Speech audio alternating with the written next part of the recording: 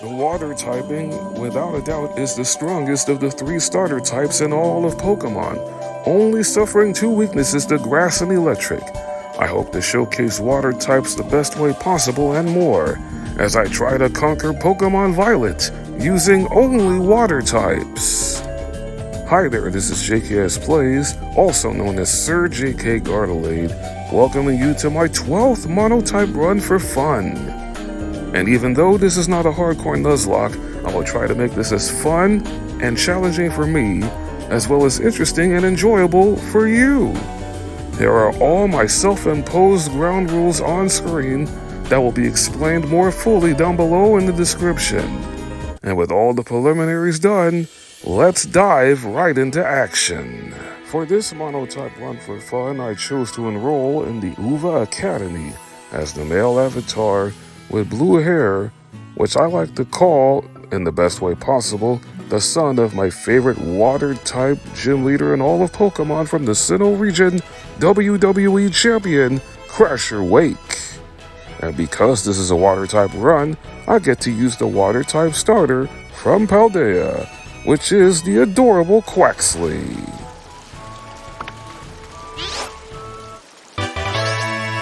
Which gains the secondary fighting typing at level 36 when it fully evolves into its final stage evolution, Quaquaval. This Quaxly came with the special attack boosting defense lowering mild nature, with an outstanding personality trait is that this Quaxly is strongly defiant. I also appropriately named this Quaxly Aquafina. After beating my battle-loving neighbor Nemona for the first time, I went out and caught 2 more water types in the early portion of the game, like this Choodle, with the strong jaw ability which powers up biting type moves. The next Pokemon I caught is not a water type just yet, it's the normal and fairy type Azurill, but it did come with its best ability, Huge Power. After adding my first 2 new members to this team, I made it to the largest city and the most beautiful city in all of the Paldea region, Mesagoza. After doing some sightseeing around the town and some shopping at Delibird Presents, while also finding a Soothe Bell lying on the ground, I got a Tera Orb from Nemona and officially unlocked all 3 major stories, Victory Road, Path of Legends, and Starfall Streets. And now that my latest treasure hunt can officially begin, picnics are officially unlocked. So I decided to hatch 4 eggs of Pokemon Scarlet and Pokemon Violet Indigo Disc DLC water exclusives, like this Chinchou, a part electric type with the Volt Absorb ability. Egg number 2 hatches the part bug type Dewpider with the Water Bubble ability, which cuts in half damage done by fire type attacks and prevents that Pokemon from being burned. I next hatched for egg number 3, the part poison type from the Kanto region Tentacool. But the most important egg of the 4 came last in this part ice type Lapras, another staple from the Kanto region. I've had some good fortune already catching or hatching water types with awesome abilities, and this Lapras with the Ice Tera is no exception, as I hatched this Lapras with the groundbreaking Shell Armor, which protects Lapras from ever being struck by a critical hit. This Lapras also came with a neutral bashful nature, and it's capable of taking hits, which is exactly what I was looking for one of the tougher gym battles that the water types will endure in the early portion of this run. Then in another picnic with Azurill holding the Soothe Bell, I washed it as many times as possible to max out its friendship, evolving Azurill into Marill. I then made my way over to the land of Kitakami, unlocking the hidden treasure of Area Zero Part 1, the Teal Mask DLC, to fish up some more water-type recruits, starting with the Jotonian Wooper, which has the secondary ground typing and the water absorb ability, which will definitely play a massive role in the other tough gym battle that the water type will have to endure in the early portion of the run. I also came to Kitakami to hatch the guaranteed Sinnoh starter egg that you get from Professor Jock, and on my 5th attempt, I was able to hatch the Sinnoh water starter Piplup. A very special Pokemon indeed from my favorite region in all of Pokemon. This Piplup came with a neutral quirky nature, and it's somewhat vain. I headed back to Paldea, heading over to the city of Cortundo in pursuit of my first badge of the run by catching an Eevee, and after finding an early Water Stone, I quickly evolved Eevee into Vaporeon.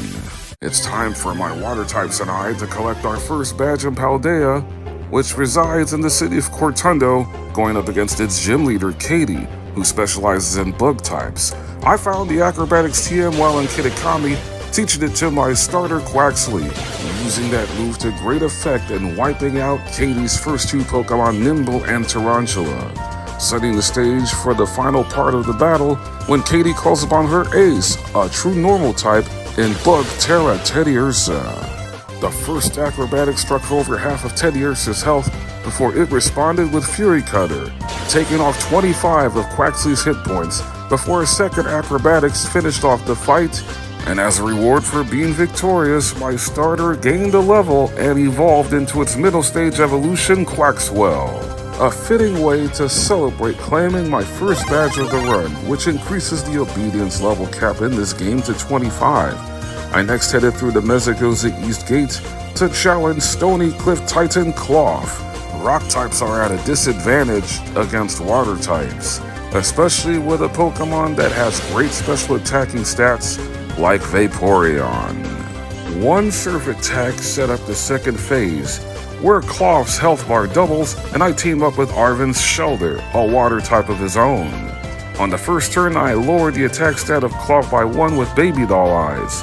Then on the next turn, I ended up setting up the rain with Rain Dance, which also slightly powered up Shelder's Water Gun.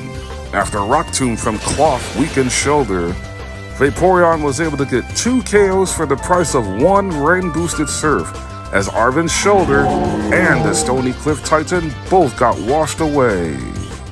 And after Vaporeon got our second badge, Piplup evolved into its middle stage evolution, Prinplup. Now that the giant crustacean has been compromised, it's time to prepare for one of the water type's worst matchups of the game in Artisan Town.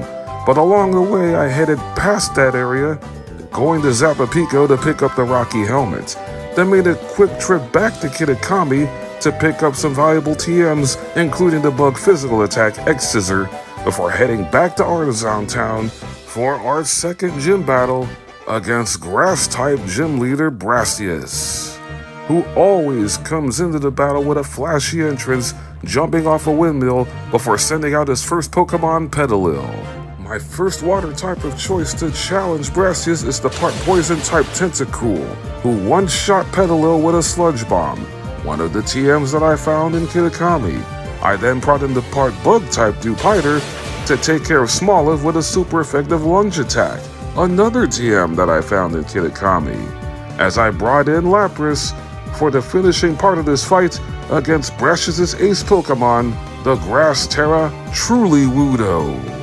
Surprisingly, Lapras was able to move first, but was inaccurate on its first attempt at Icy Wind. Sudowoodo connected with a super effective Trailblaze, but also did damage to itself considering Lapras was holding the Rocky Helmet. Sudowoodo's speed got increased, but Lapras was still faster and was able to hit Icy Wind on the second turn. Then the next Trailblaze from Sudowoodo did 1 more hit point damage more than the first time it connected. Come on, Lapras. It all comes down to having Icy Wind land 1 more time, and fortunately, Arceus answered my prayers. Icy Wind also has the side effect of lowering the opposing Pokemon's speed, which proved to be beneficial in dethroning Sudowoodo and earning us our second gym badge. And as an added bonus, one of our water types gained a level enough to evolve, as Pepsi evolved into a Azumarill. As a result of defeating Brassius, the obedience level cap has risen to 30. And I headed back toward the first area of the game, Los Platos, to pick up the TM for Playrough, teaching it to Azumarill before heading west to take on the open Sky Titan Bombardier, which also happens to be a dark type, which is great for Azumarill. After taking a wind attack, this huge power muscle band boosted Playrough set up the second phase after it took off nearly all of Bombardier's health.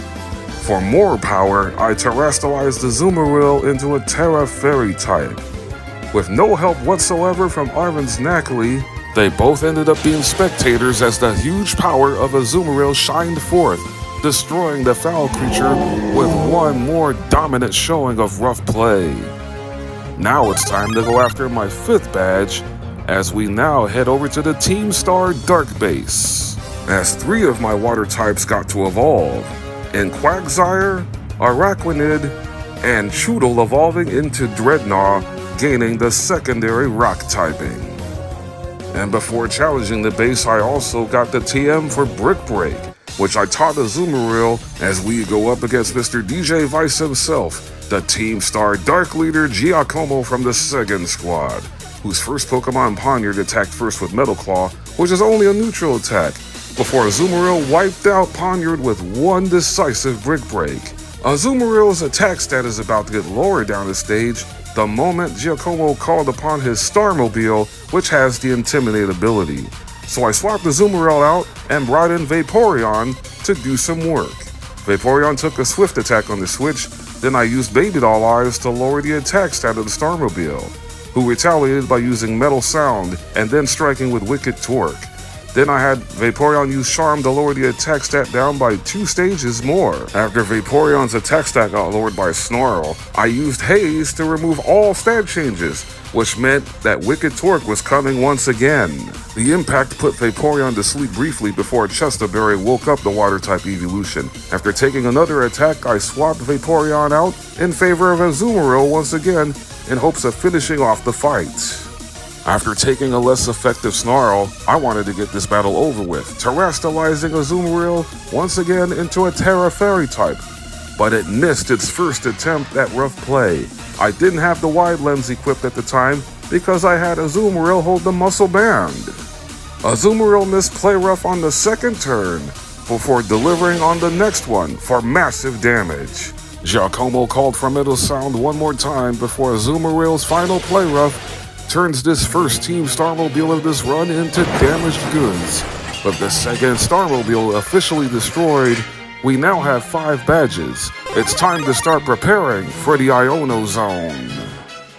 Now that the most treacherous part of the early portion of this run looms on the horizon, I headed back to get a Kami to catch the part Grass-type Lotad, then headed to Levincia Town to make a couple of evolutions, evolving Chinchou into Lantern, and after finding a Water Stone, I quickly evolved my newest addition into Ludicolo, as I now prepare to go up against the supercharged streamer and electric gym leader Iono. Basic Pokemon 101 tells you that electric is super effective against water types, because ever since the beginning of time, water conducts electricity. Yet I was still brazen enough to tell Iono when she asked me how I felt about this battle. I felt like I simply cannot lose. But the fact of the matter is, Iono's team is menacing enough, but when you throw in her ace Pokemon Miss Magius, a ghost with the Levitate ability that removes all of its weaknesses by terrestrializing into Tera Electric, bad things still might potentially happen. But Iono's first Pokemon, Wattrel, is her weakest link, as it goes down immediately on the first turn thanks to a Rock Tomb from Dreadnought. And here's my first part of strategy coming into play the moment Iono brought in Bellibolt. I kept Dreadnought in to bait out a super effective Spark, then immediately swapped in Quagsire to absorb it. If you can get a Jotonian Wooper by trading a Paldean Wooper with an NPC in Cascarava Town, or simply start the Teal Mask DLC to get a Jotonian Wooper the moment you enter Kitakami, you are basically home free against Bellibolt, considering its only moves are Spark and Water Gun. If you get a Wooper with the Water Absorb ability, that completely gets rid of the Bellibolt factor. That gave me the golden opportunity of having Quagsire set up a flurry of hazards, which are Stealth Rocks, 3 layers of Spikes, and 2 layers of Toxic Spikes, before finishing off Bellibolt with back-to-back Bulldoze attacks. Those hazards were needed to weaken Iono's third Pokemon, Luxio, the moment it enters into battle with its Intimidate ability, which lowers the attack stat of Quagsire by 1 stage. But because of the hazards, Bulldoze will easily take Luxio out. Luxio's only hope of survival was to get a flinch on every single bite attack but wasn't able to do so the first time it landed Bite. But with Luxio gone, Iono only has Mismagius left to lean on. I swapped Quagsire out in favor of Lantern for my next part of strategy. The moment Mismagius hits Confuse Ray on the first turn, it will confuse Lantern, which is why I gave ANW a Person Berry to heal itself from its confusion and immediately used Eerie Impulse, an electric status move that harshly lowers the special attack of the opposing Pokemon by 2 stages. On the second turn, Lantern got hit with Confuse Ray again, but was able to break through the confusion and hit a second Eerie Impulse to lower Mismagius' special attack down to a -4. Anticipating Mismagius to go for Hex, I brought in Lapras to take the hit, and then the incoming Charge Beam finally was able to connect. On top of that, it increased Mismagius' special attack by a stage, putting it at a -3. Then I had Lapras use Icy Wind to lower Mismagius' speed. Then I used Icy Wind again because Mismagius was slower on the next turn. Then Mismagius went back to its Confuse Ray tactics. Knowing that a Charge Beam was on the way, I swapped in Lantern to take the blow and absorb it with its Volt Absorb ability. Then Mismagius went for Confuse Ray again after I failed to confuse Mismagius with Water Pulse, which has a small chance of confusing the opposing Pokemon. I shook off the confusion and swapped in Quagsire to take the next Hex attack. I oddly swapped Lantern back in thinking that Mismagius was going for another Hex, but it just went back to using Confuse Ray. So I made another substitution and brought back in Lapras, knowing that another Hex attack was coming. From there, I knew victory was near and simply kept Lapras in to finish the fight off with a couple of Ice Shards, considering no matter what Mismagius does, Lapras can never get crit because of its Shell Armor ability. And my wondrous Water types were able to conquer one of its crippling weaknesses to the Electric types. And as if the old saying is true, come at the lean, mean streaming queen, you best not miss. And my strategy clicked on all cylinders as I collected my 3rd gym badge, and the obedience level cap jumps up to 35. Now that my Water types have beaten both gym leaders that had the type advantage, time to go after a matchup that's favorable for my Water types against Team Star Fire leader Mela. Any Water type is great for this matchup, but the best Pokemon for the job in this case is Dreadnought. Because of its Water and Rock dual typing, it quad resists any type of Fire type attacks. Torkoal went down in one single hit from Dreadnought's rain-boosted Razor Shell after setting up a Rain Dance on the first turn to wash away Torkoal's drought. The Shedar Starmobile harshly lowered the defense of Dreadnought by using Screech, but Mela was never able to lower the resolve with Dreadnought, as it only took 2 Razor Shell attacks to do the trick in taking the Starmobile down. 7 badges have officially been claimed, and things are about to get a little bit more exciting.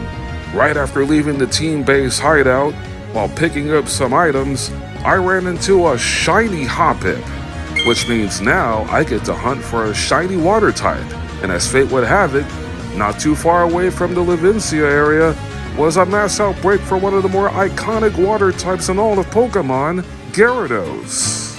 After 60 Gyarados was cleared out of the mass outbreak, it only took me roughly 2 hours before finally finding the awesome Red Gyarados. As per the custom for a lot of these shiny hunts in Pokemon Scarlet and Violet, if you want to catch a shiny Pokemon in a specific Pokeball you want to catch it in, save the game immediately. And that's exactly what I did before encountering this shiny Gyarados. One of the best Pokemon you can ever use in a hardcore Nuzlocke or a simple Monotype run for fun like I'm doing. I didn't save the clip of me actually catching shiny Gyarados, but I did manage to catch it in my favorite Pokeball of choice, the Luxury Ball. And I hit the absolute jackpot catching this shiny Gyarados because it came with the best nature possible, Adamant, which increases physical attack and decreases special attack. But special attacks are best needed to take down the lurking Steel Titan Earthworm, considering its special defense base stat is at an abysmal 55. I'm not sure if you call this Generation 1 privilege or not, but Gyarados can learn the Fire special attack Flamethrower, needing 2 of them to take down Earthworm in the first phase, setting up the second one, where I team up with Arven and his Grass and Ground dual-typing Toedscool. After Gyarados' first Flamethrower struck for a third of the larger health bar of the Earthworm wrapped up Gyarados, but I was never going to substitute Gyarados out, especially with Earthworm's attack stat lower down the stage due to Gyarados' Intimidate ability. That's exactly why Arven's Toedscool was able to live out Earthworm's Iron Tail, before Gyarados' third Flamethrower burned down the Lurking Steel Titan. Now with 8 total badges, time to increase that count up to 9 as I go up against Water Gym Leader Kofu back in Cascarafa Town for a Water-type mirror match. Kofu's first Pokemon is the Water and Psychic type that debuted in Generation 9, Veluza, one of 3 Pokemon with that dual typing in this game, the others being Bruxish and Slowbro. But Veluza was just too slow, before being zapped by a Thunderbolt from Lantern. I then swapped in Sunny D, the Ludicolo, to go up against Kofu's second Pokemon Wugtrio, who got flinched on the first turn with Ludicolo's +3 priority Fake-Out, before retaliating with a Headbutt that flinched Ludicolo right back. A second Headbutt was not able to get the flinch, and then Ludicolo scored the KO with Energy Ball. Ludicolo's Fake-Out had the side effect of having its own speed lowered because of Wugtrio's Gooey ability, which may play a factor down the stretch against Kofu's ace Pokemon Water Tera, who was able to move first because of the speed drop and land a slam before Ludicolo struck back with a critical hit Mega Drain, healing up while dealing damage. A second Mega Drain after taking a second slam from Carbonable was the deciding factor, giving us the victory in the Water-type mirror match, our 4th gym badge, which increases the obedience level cap to 40, and of course we now have 9 overall badges as we enter the second half of this Pokemon Violet water-only run. After getting the Chilling Water TM from Kofu, I ventured back to Kitakami in search of more water types to add to my aquarium, including this part ground-type Whiscash. And not too far away from that same area, I also managed to catch a Swanna. Heading back to Paldea to catch more water types, I found myself an East Sea version of Shellos. Then over at Inlet Grotto, I caught myself a Wingull with the Hydration ability, which becomes Drizzle when it evolves to Pelipper. And next door to where I caught the Wingull, I also managed to catch a Weasel, hoping to make Crasher Wake proud back in the Sinnoh region. I headed in the Inlet Grotto to get the TM for Dragon Dance. And then near where I caught Shiny Gyarados, I caught 2 more Pokemon in the part Poison-type Mareanie and the part Psychic-type Slowpoke. Then after a training mission, I was able to evolve some water types, including my starter all the way to Quacklevolt. And my Sinnoh region starter hatch of Piplup has now fully evolved into Empoleon. But the evolutions kept coming as Wingull evolved into Pelipper. And my recently caught Shellos evolved into Gastrodon, giving me a 3rd water-type Pokemon that also has the ground typing. Slowpoke also evolved into Slowbro. Tentacool, which I cleverly nicknamed Coffee, evolved into Tentacruel. My recently caught Weasel has fully evolved into Floatzel. And at level 37, Mareanie evolves into Toxapex, gaining its signature move Baneful Bunker, which acts like Protect, but it also poisons opposing Pokemon who makes contact with Toxapex. And after beating 5 trainers in the Asado Desert, I got the TM for Earthquake. With those awesome additions, it's time to wipe the Navi squad off the map as I go challenge my 3rd Team Star boss, the venomous wielder of poison, Atticus. And the Pokemon I chose to be the one to shut this base down and force them to disband is Whiscash, going up against Atticus' lead Pokemon, Skuntank, whose best attack against a Pokemon that resists poison like Whiscash being a part ground type is Sucker Punch. That's why I had Whiscash set up a substitute on turn 1, gaining the HP back that it lost because of setting up the substitute due to holding leftovers. And considering Sucker Punch has 5 power points, That gave me the opportunity to have Whiscash freely set up its attack and speed by using Dragon Dance. The only other moves this Poison and Dark type has in its moveset are Toxic and Venoshock.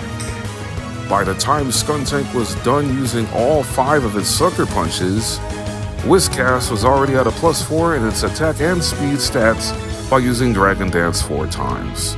And at the end of every single one of those turns, Skuntank was able to get back to full HP. On the 6th turn of the run, I had Whiscash set up a 5th Dragon Dance, and out of Sucker Punch PP, Skuntank was about to go for a Venoshock to try to break the sub, but failed to do so. At that point, it was checkmate, as Whiscash swept Atticus's entire team with 4 straight +5 Earthquakes, all while floating behind the protection of the same substitute that Whiscash set up on the opening turn of this bout. Skuntank, Revavroom, Muck, and the Navi Starmobile all bit the dust as they were victimized by a tectonic shakeup from my Whiscash, giving me my 10th badge of the run.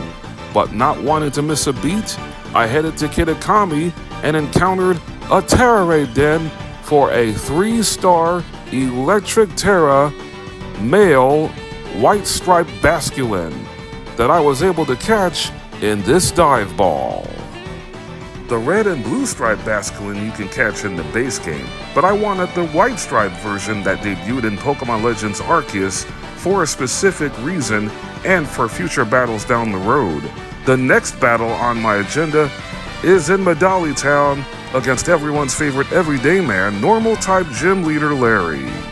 This is where Aquafina the Quacklevolt can once again be the star of the show, as it sets up its attack and defense on the first 2 turns by using Bulk Up against Larry's first Pokemon, Komala, being put to sleep on the 2nd turn when Komala used Yawn on turn 1, before waking up instantly by eating a Chesto Berry. I then set up Bulk Up at least 2 more times after being put to sleep on the 4th turn when Komala used Yawn a 2nd time. I simply clicked Bulk Up while Quacklevolt was asleep until Quacklevolt woke up. After snoozing on 2 turns, Quacklevolt did indeed wake up from its slumber and was able to set up a 5th Bulk Up. But instead of using a super effective fighting type move on the next turn, I opted for Quacklevolt's signature move Aqua Step to give Quacklevolt a speed boost once Komala went down and Larry sent out the Dunsparce 2nd, who also got knocked down in 1 hit by a +5 Brick Break. But Quacklevolt's attack stat was about to be lowered down to a +4 when Larry's ace Pokemon Normal Tera Staraptor came in with its Intimidate ability. Quacklevolt adds the fighting typing when it evolves at level 36, making it vulnerable to Staraptor's Aerial Ace, but because of the speed boost from Aqua Step, Quacklevolt was faster and was able to strike with a Brick Break for the victory, our 5th gym badge, and the Obedience level cap is now at 45, but it's about to be raised up 5 more levels when I next head to Montana Town to take on the MIC of RIP in a double battle, Ghost Gym Leader Rhyme. The 2 Pokemon I felt were best equipped to handle this fight was Shiny Gyarados and Dreadnought, which has the unique ability in Strong Jaw, which powers up biting type moves by 50%.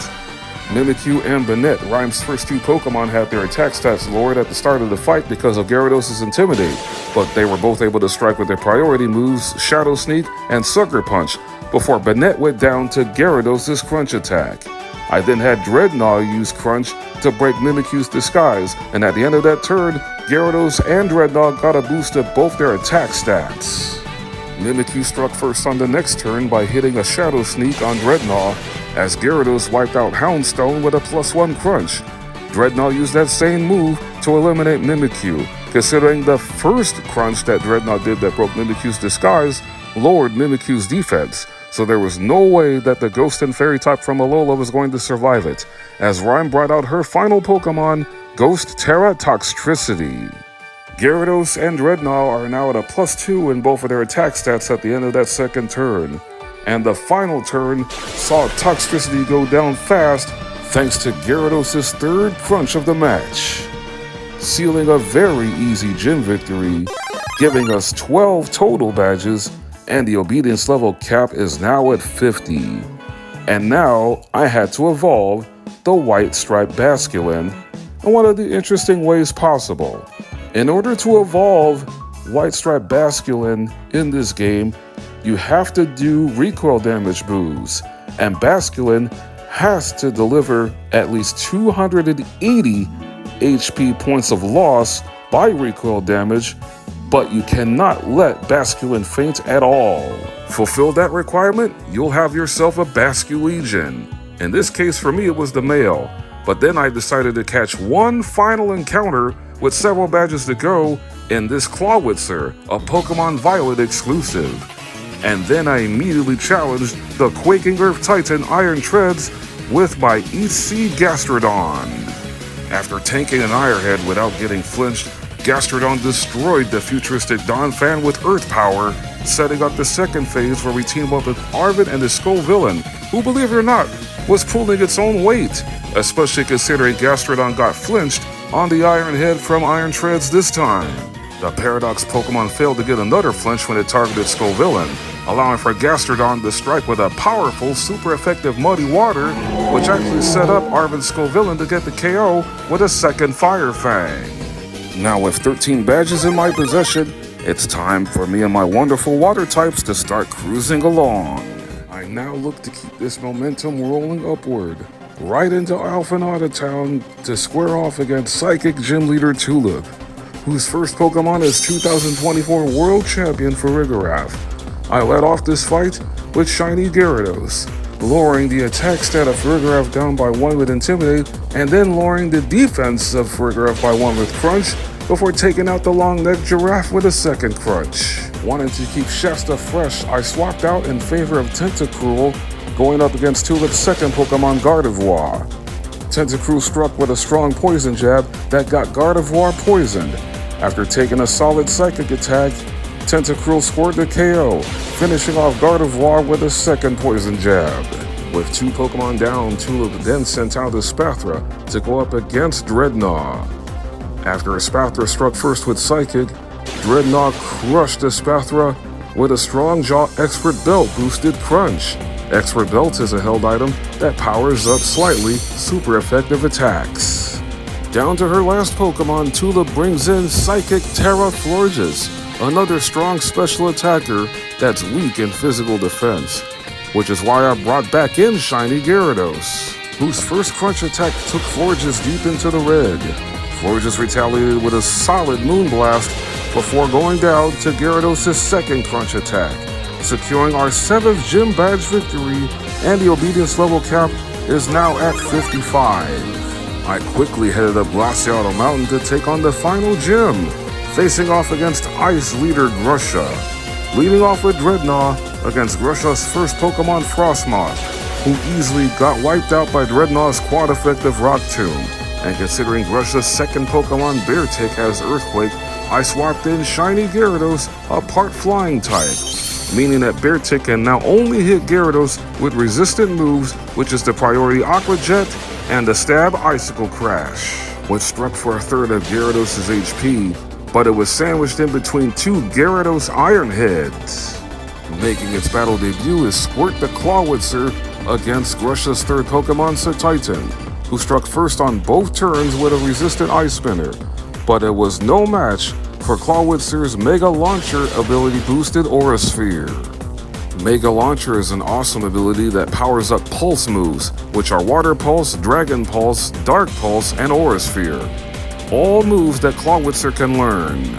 For the first time in battle, I also brought in Empoleon to square off against Grusha's ace, Ice Tera Altaria, who was unable to confuse Empoleon with the flying special attack Hurricane, before Altaria went down to Empoleon's 2 Flash Cannons, giving us our 8th and final gym badge victory, increasing the obedience level cap to 100, but as by my Monotype Run for Fun rules, I freezed the cap at level 75, which means I've officially qualified for the Pokemon League with 3 more badges left to collect, with the first of those 3 being at the camp of the Team Star Fairy Base, headed by its leader Ortega.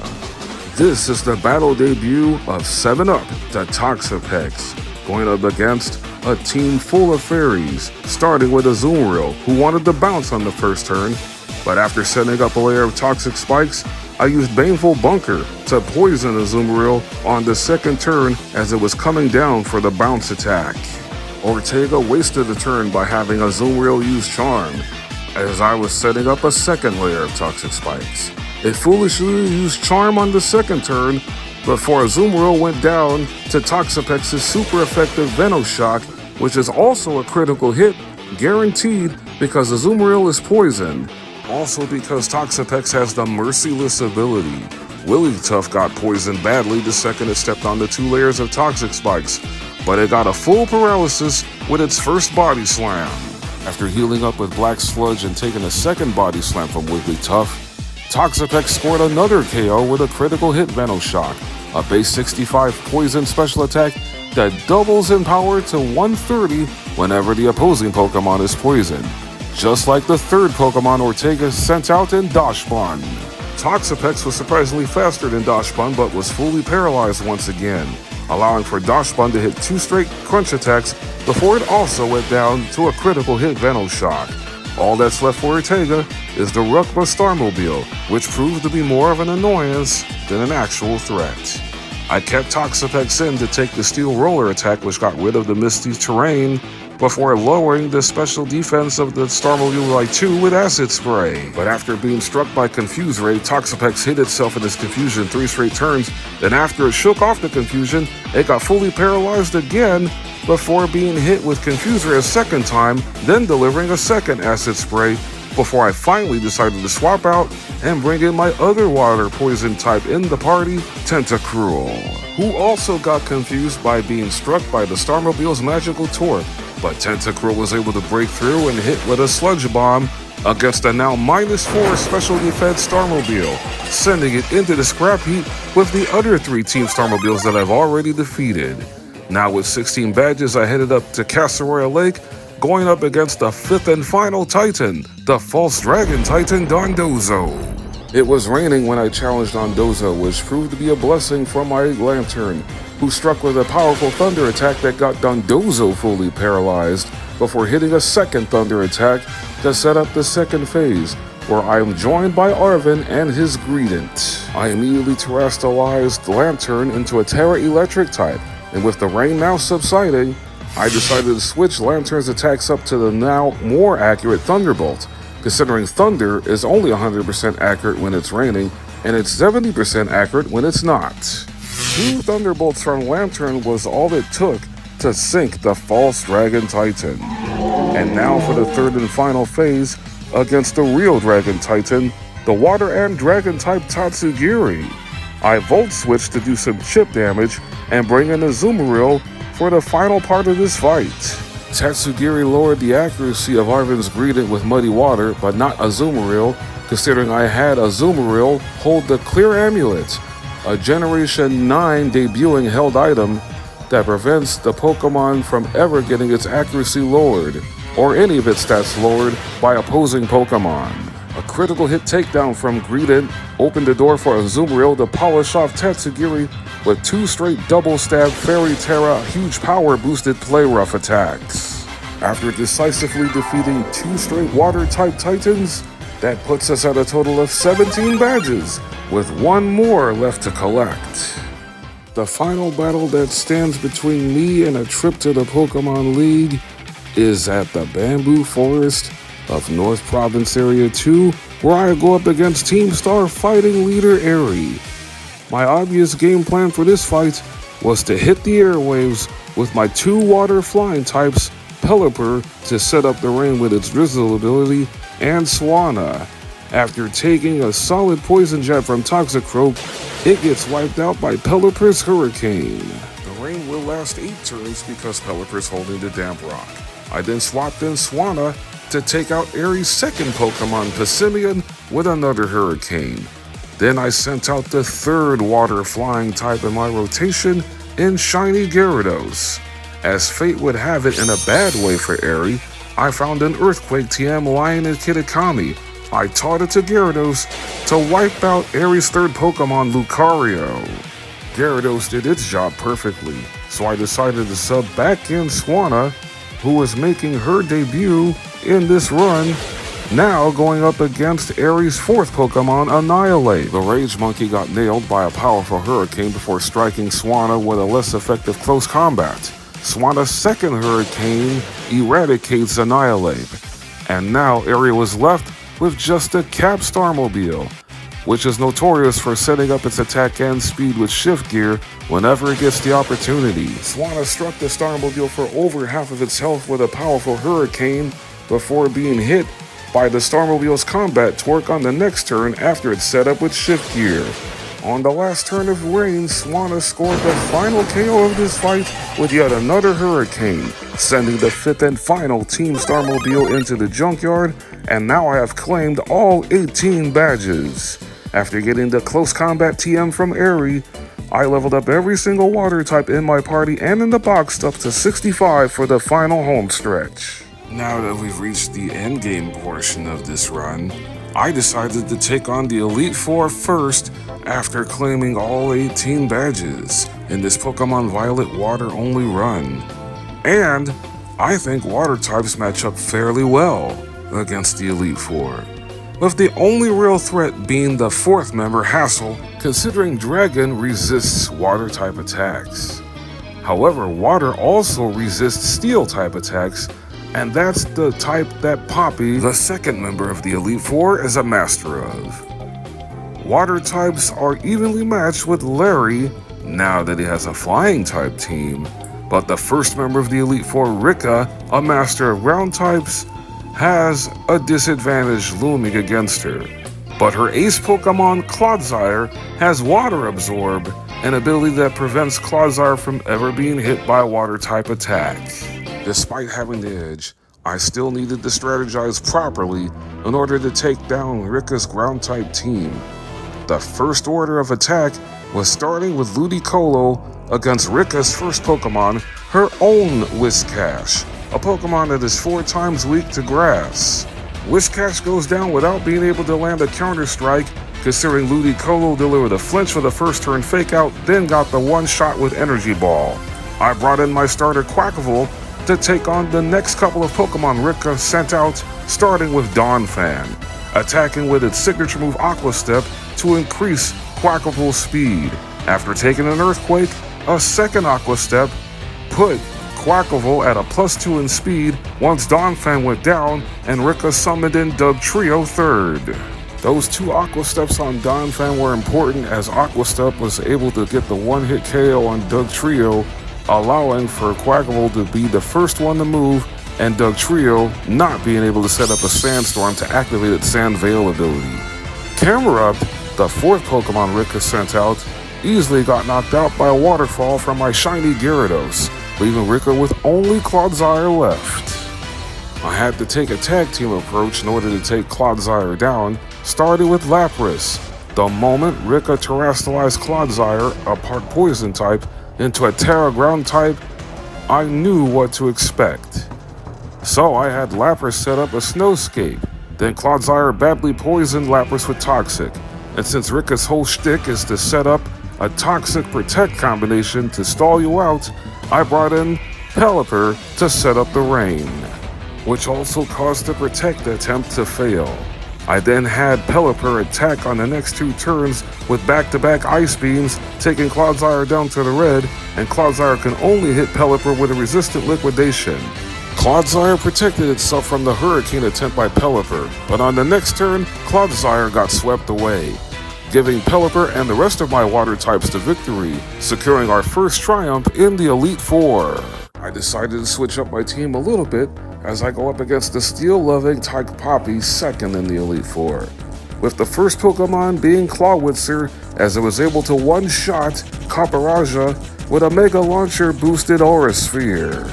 A great start for this fight, but things are about to get a little bit dicey the moment Poppy brought out her part electric type Magnezone second.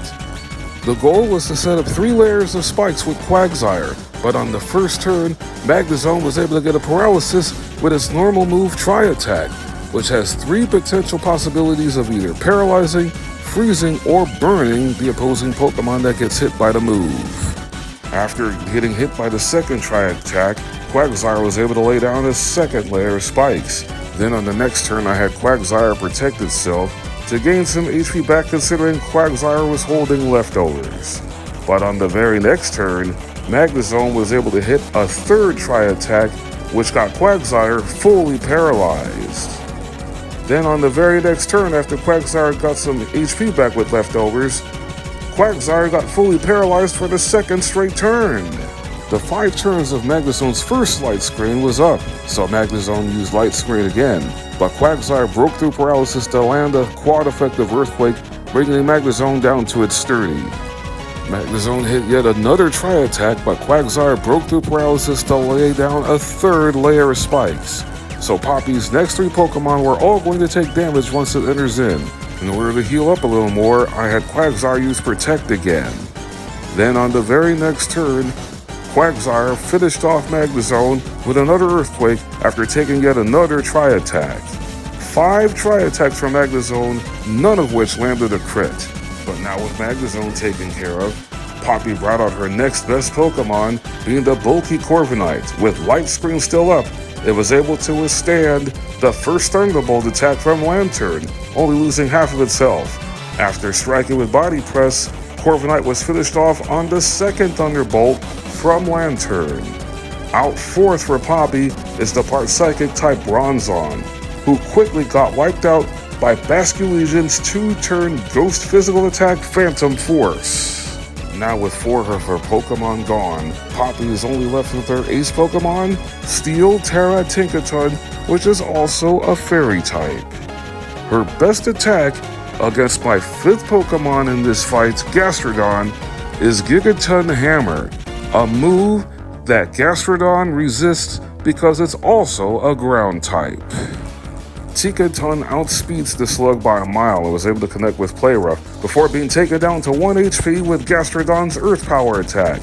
After landing Gigaton Hammer, which didn't do much, a second Earth Power from Gastrodon ended the fight. 2 Elite Four members are down and there are 2 more left. Larry's Flying type team can be formidable, especially with Staraptor and Flamigo, but his first Pokemon Tropius easily got taken out by Pelipper's quad effective Ice Beam. Staraptor came out second, so I brought out a Pokemon with the Intimidate ability just like Larry Staraptor in my shiny Gyarados. Once Larry brought Staraptor out, his Pokemon and mine stared each other down. Staraptor moved first and Brave Bird struck for a third before it got wiped out by Gyarados' Stone Edge. I also had Ice Fang in Gyarados' moveset, but I've swapped in Azumarill to take on Larry's third Pokemon, Altaria, who struck first with a resistant Ice Beam before it got wiped out by Azumarill's quad-effective Ice Spinner.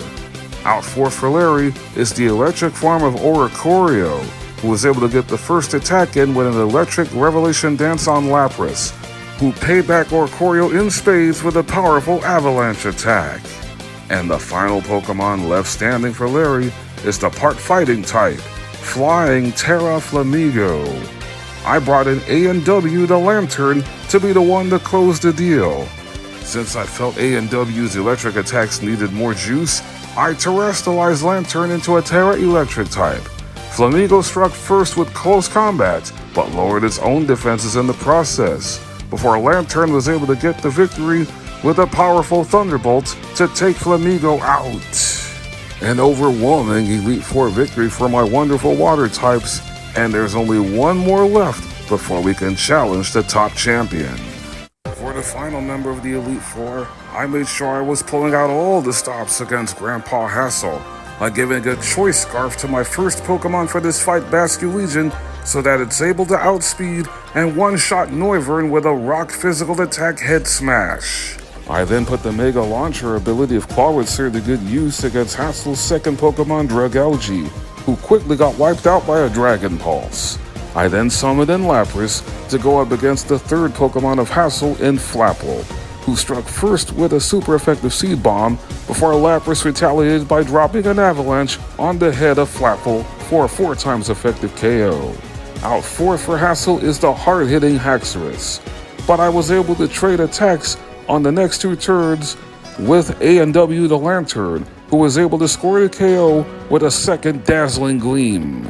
From that point, I knew victory was well within reach as I subbed in Azumarill to go up against Hassel's final Pokemon, Dragon Tera Baxcalibur, whose moveset consists of Glaive Rush, which Azumarill is immune to because of its fairy typing, Icicle Crash, and Brick Break, two moves that Azumarill resists.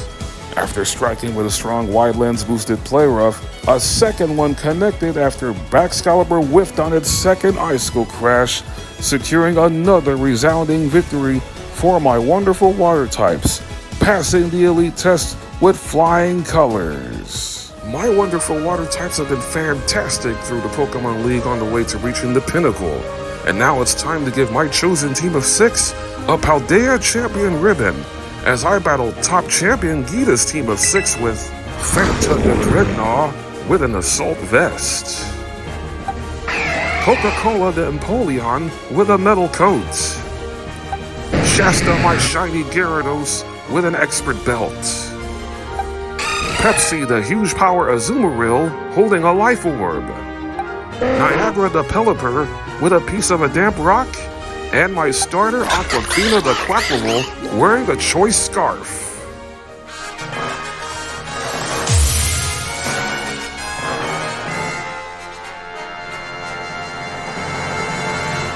The only real threat on Geeta's team is the Grass-type Go-Goat, which can hit super effectively against 2 of my Mons.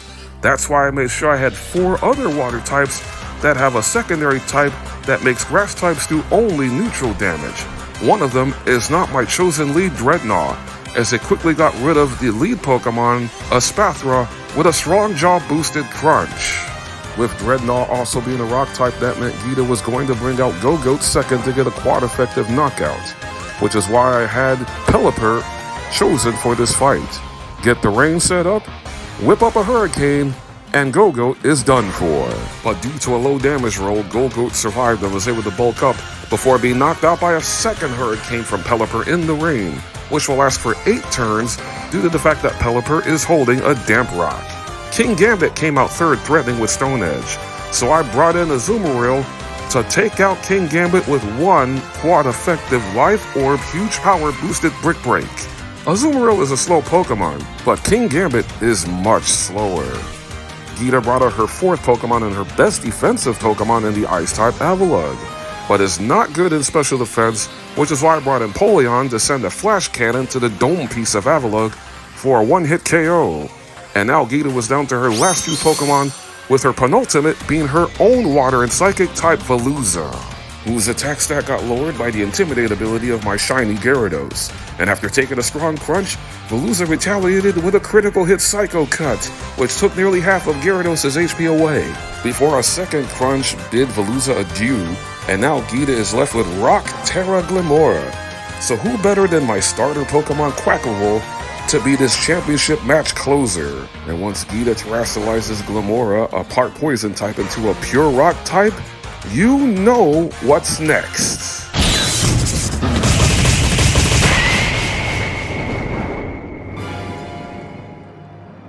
I have done this finish so many times in most of my runs in Pokemon Scarlet and Violet that I'm starting to lose count. But this close combat from Quaquaval gave my wonderful water types another resounding win, and yours truly the title, once again, of Paldea Region Champion. Next on the agenda is head straight to Uva Academy and attempt to close down Starfall Street. After becoming Paldea's newest champion, I traveled to Uva Academy for hopes of celebrating before being cut short by Director Clavel, who challenged me to a Pokemon battle.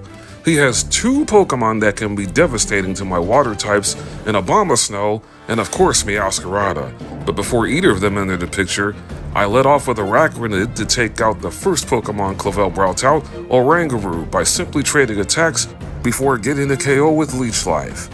Before the battle begun, it started to rain, and it was still raining when I had to check my game ticker when I brought in Lantern before wiping out Gyarados with a 100% accurate Thunder. Now Clavel was going to bring in Abomasnow, which has a powerful Wood Hammer attack, but before it even got a chance to move, I brought in Swanna to level Abomasnow with Brave Bird. Getting rid of Abomasnow was critical in this fight. With Swanna still out there being a part flying type, it made sense for Clavel to bring in Houndoom considering it does have Thunderfang. I brought in Empoleon to take the hit. It did cause paralysis, but since it wasn't a full para, Empoleon was able to finish off Houndoom with one Hydro Pump. Out next for Clavel is Poltergeist, a ghost type, so I decided to counter with a ghost type of my own in Basculegion, knocking out Poltergeist in a matter of 2 turns, considering I used that ghost physical attack Phantom Force, which lasts 2 turns, setting the stage for why Clavel is so dangerous to water types, as it brings out the Grass Cat Meowscarada. In yet another confident move, I brought in Dreadnought, a Pokemon that's quad weak to grass, to cast the final blow. After terrestrializing, Meowscarada flawlessly drops a flower trick on the head of Dreadnought, bringing Fanta down to 1 HP only because Dreadnought was holding a Focus Sash. That allowed for Fanta to deliver a devastating counter-strike, which led to the downfall of Meowscarada, giving me another hard-earned victory in this Pokemon Violet water-only run. But Starfall Street isn't complete just yet, because now we have to deal with Penny. One of the biggest evolution lovers in the Pokemon world, Penny has 2 in particular that can cause problems from our water types in the electric-type Jolteon and the grass-type Leafeon. Before either of them come out, Penny's first Pokemon, Umbreon, gets eliminated quickly by Quaquaval's close combat, not allowing his attack to be altered because of the fact that it was holding a clear amulet. Knowing that Penny loves to spam that normal priority status move Baby Doll Eyes that shortens the attack stat of a Pokemon by 1 stage, which was only why Jolteon was able to live out Whiscash's first Earthquake. After using a puny quick attack, Whiscash finished off Jolteon on the next turn with a second Earthquake. Regardless of who I brought out second, Penny was guaranteed to bring out Leafeon third, so I decided to counter with my chosen stopper of Leafeon in the part poison type Toxapex, hoping to get a poison on the first turn with Baneful Punker, which protected Toxapex from Leafeon's Baby Doll Eyes. So I decided after seeing that Leafeon was going to use Baby Doll Eyes again, to set up Toxic Spikes. And then I set up a second layer after seeing that Leafeon used Baby Doll Eyes a 3rd time. Penny has no way to get rid of the Toxic Spikes, so every other Pokemon coming in later on in the battle will be immediately poisoned. The same condition Leafeon is in now after it used Leaf Blade on the next Baneful Bunker attack.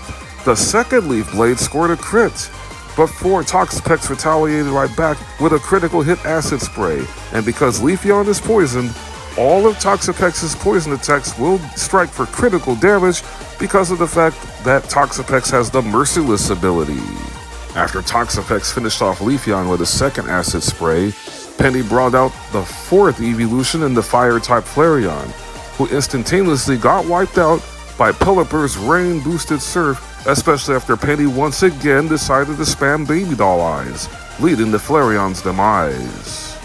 Coming out 5th for Penny is her own Vaporeon, so I decided to bring in A&W the Lantern, who struck Vaporeon down with a 100% accurate Thunder in the Rain, and the only reason why it was a one-shot was because of the fact that Vaporeon is bulky.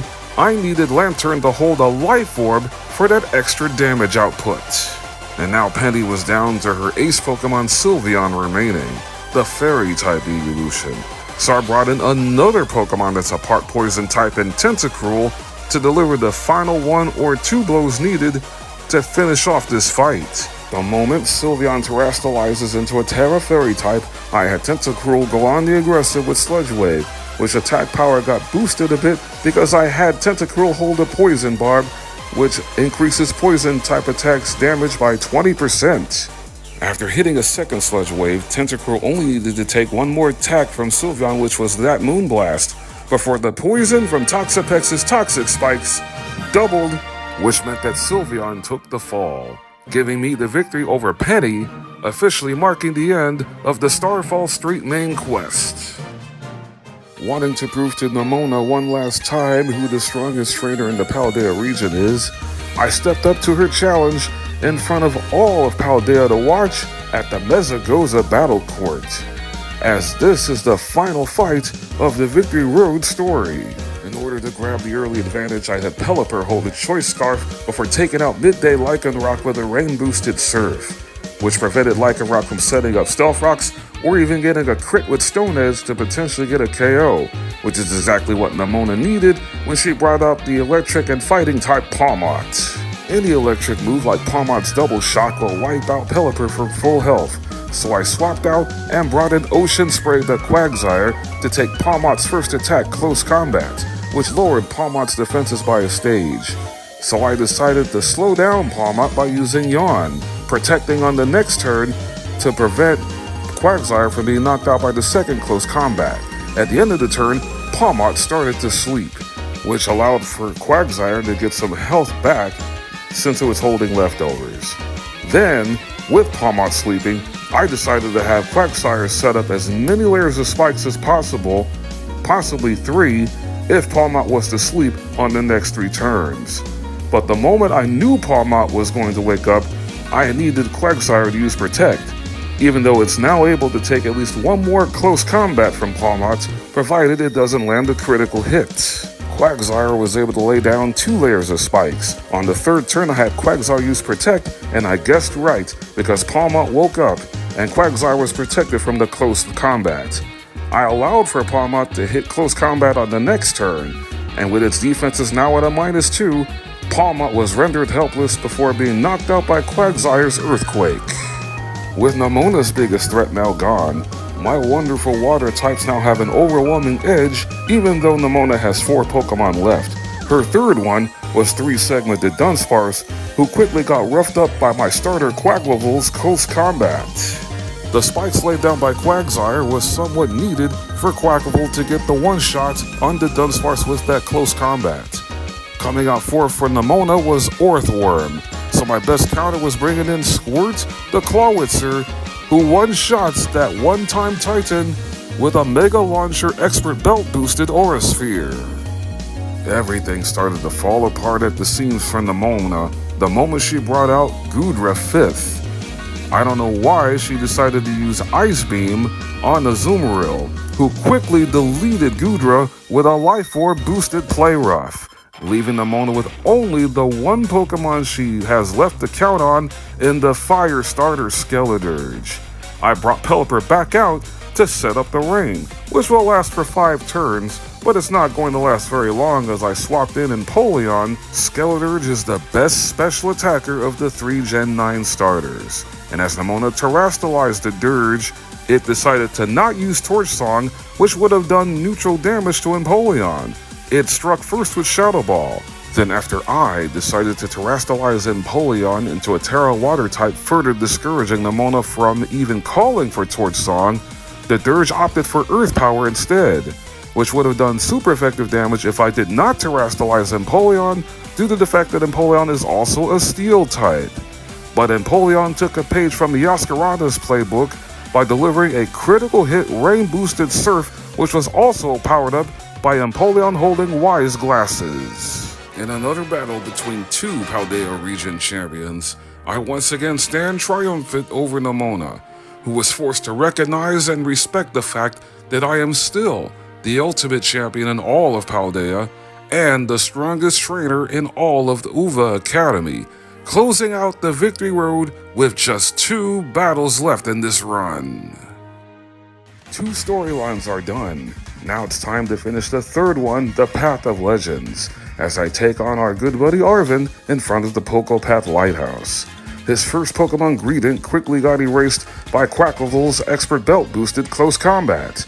2 of Arvin's 5 remaining Pokemon are Grass types, and he brought out the first one of them second in the part Ground type Toedscruel, who struck first on my second Pokemon Lapras with Power Whip before it got knocked out by Lapras's Retaliatory Avalanche, an ice physical attack that doubles in damage whenever the Pokemon that uses the attack gets hit first. Hoping to restore order for his team, Arvin brought out the Rock-type Garganacl third, but Garganacl was quickly taken out by Gastrodon's combination of Earth Power and Muddy Water. Arvin finally decided to bring out his second Grass type and the part Fire type Scovillain, so my best counter was bringing in Tentacruel, softening the special defense of Scovillain by 2 stages with Acid Spray before taking a Zen Headbutt. Then after Tentacruel wiped out Scovilla with Sludge Wave on the next turn, Arven brought out his penultimate Pokemon, his own water type that I forgot to catch during this run in Cloyster, which also doubles as an ice type. Cloyster never got a chance to make a move as it got flinched by Ludicolo's fake out before being knocked out by a big root-boosted Giga Drain. Arven's final Pokemon is Mabosstiff, the Pokemon that I helped revitalize during all our travels with Arven and taking down all those Titans. Mabosstiff proved to be a stingy customer early, hitting with a powerful crunch attack that struck for over half of Araquanid's health before Araquanid struck back with Leech Life. Mabosstiff's second crunch took the bug down to 6 HP, and after healing with Leech Life once more, I needed to switch and bring in Quaquaval to resist the next crunch attack, considering it got a defense drop. The crunch Quaquaval took also lowered its defense, so I decided to bring in Ludicolo, knowing that Mabosstiff was going to knock out Quaquaval with Play Rough. I then made the conscious decision to terrestrialize Ludicolo into a Tera Grass type, in spite of the fact that Mabosstiff also has Fire Fang.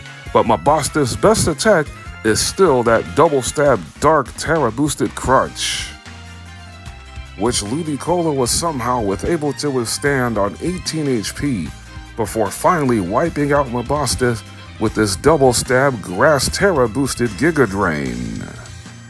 Arven's precious Mabosstiff put up a valiant effort, but it was still not enough to prevent what could potentially be another deathless run, as my Pokemon Violet water-only run can now go to the final fight after closing out the Path of Legends story. My Pokemon Violet water-only monotype run for fun has reached its final destination, the Great Crater of Paldea, as I meet up with Arven to kick off the finishing part of the run, the Way Home story. I'm later joined by Nemona and Penny and the box legendary of Pokemon Violet, Miraidon, as we ride on its back all the way down to the deepest depths of Area Zero for the final fight that is to come against Professor AI Turo. Half of Turo's team of 6 future Paradox Pokemon provide very unfavorable matchups, with 2 electric types in Iron Thorns and Iron Hands, but the one Pokemon that drew my most attention is Turo's own water type, Iron Bundle, who I strategically planned for the most in trying to survive this entire fight and finishing off this entire run completely deathless. The Pokemon that I was the least worried about on Turo's team is his first Pokemon, the Iron Moth, even though the Fire and Poison type still has an electric special attack and discharge. I led off this fight with my first Pokemon of the run, an Aquafina the Quaquaval. Iron Moth is pretty speedy, but Quaquaval struck first with its patented signature Aqua Step for a one-hit KO, and Quaquaval only moved first because it was wearing a choice scarf. Quaquaval gets an automatic speed boost for landing Aqua Step, but I was not needing a speed boost. I was needing a little stroke of genius as I brought in Sunny D the Ludicolo to go up against Turo's second Pokemon, Iron Bundle. Iron Bundle is pretty fast too, which is why I had Ludicolo deliver a fake out on the first turn to get a guaranteed flinch. And here's why going to Silkrat Trail and Cassiopeia Lake was going to pay off, as I gave Ludicolo a Yachi Berry to cut in half super effective damage done by Ice-type attacks, considering Freeze Dry is an ice move that is super effective against Water-type Pokemon. Any other ice type would have done neutral damage to Ludicolo because of its part grass typing. And since Freeze Dry didn't land a crit, it was game over for Turo's trump card, as Ludicolo sapped away the remainder of Iron Bundle's HP with Giga Drain for a very crucial KO in this fight. With the futuristic Delibird now gone, Turo calls upon his next best option, the dark and flying type Iron Jugless. So I decided to bring in my counter to the futuristic Hydreigon in Geyser the Lapras. The Jugless struck first with Dark Pulse but didn't land a flinch, and all that attack power that Lapras absorbed was paid back double with a powerful Never Melt Ice boosted Avalanche for another one-shot. Even so, I still knew I can't be fully secure considering Turo's down to his last 3 Pokemon, and 2 of them are the electric types I brought up. the first one being the part Rock-type Iron Thorns. I brought in Ocean Spray the Quagsire and used Protect to scout what Iron Thorns was going to do in the first turn, and it ended up being Earthquake. So I had Quagsire take the next Earthquake, knowing full well that the futuristic Tyranitar cannot take what it can dish out. Coming out 5th for Toro is the futuristic Hariyama, the electric and fighting type Iron Hands, which brought me back to a familiar form of strategy. I kept Quagsire in, then immediately swapped out in favor of Pepsi the Azumarill, knowing full well that Iron Hands was going to go for Fake Out on the first turn. And that's when that strategy was put into motion, when I locked Iron Hands into that move by using Encore, which will last for the next 2 turns, which allowed for Azumarill to completely nerf Iron Hands attack stat down to a -4 with back-to-back usages of Charm. Now that the Encore turns ended, I simply clicked on that move again, and Iron Hands was completely locked out of this fight. After using Charm a 3rd time to lower the Hands attack stat down to a full -6, I had Azumarill go on the aggressive with a wide lens, huge power boosted Play Rough, needing 2 for the knockout, except the first one scored a critical hit. With victory all but sealed, I summoned in Dreadnought to square off against Toro's final Pokemon, the futuristic fusion of Gardevoir and Gallade, the fairy and fighting dual typing Iron Valiant, which gets its awesome attack stat heightened by holding a booster energy which activates its Quirk Drive ability. The Valiant's Brick Break didn't even bring Dreadnought down to its focus sash, allowing for Fanta to counter for the final parting shot. And that is how I managed to defeat all of Pokemon Violet using only water types. My deathless Monotype run for fun streak has officially reached double digits, 10 in a row. Thanks to an amazing array of aquatic stars, the water typing proves once again without question that it's the strongest of the 3 starter types in all of Pokemon. To all of you who took the time out and wanted to view this from the beginning to the end and enjoy this experience along with me, I sincerely thank you from the bottom of my heart. If you love content like this, be sure to leave a like, and if you are a newcomer to the channel, please consider clicking the subscribe button, because every subscription tells me that I am doing something right and will further inspire me to want to make even more gaming content. My favorite water type of all time isn't even in this playthrough, it's Greninja. But a huge thank you to all the water types that made this run possible. Of course, one of them being my starter Quackable, but also give a big shout out to Empoleon, Gyarados, Azumarill, and especially Ludicolo. If it weren't for that Yachi Berry strategy, this run would not have ended deathless. Also, my favorite Ice-type Lapras, which is also a water type, definitely deserves some love. Let me know in the comment section below who your favorite water type Pokemon is. Until next time, take care, God bless you all, and keep on shining.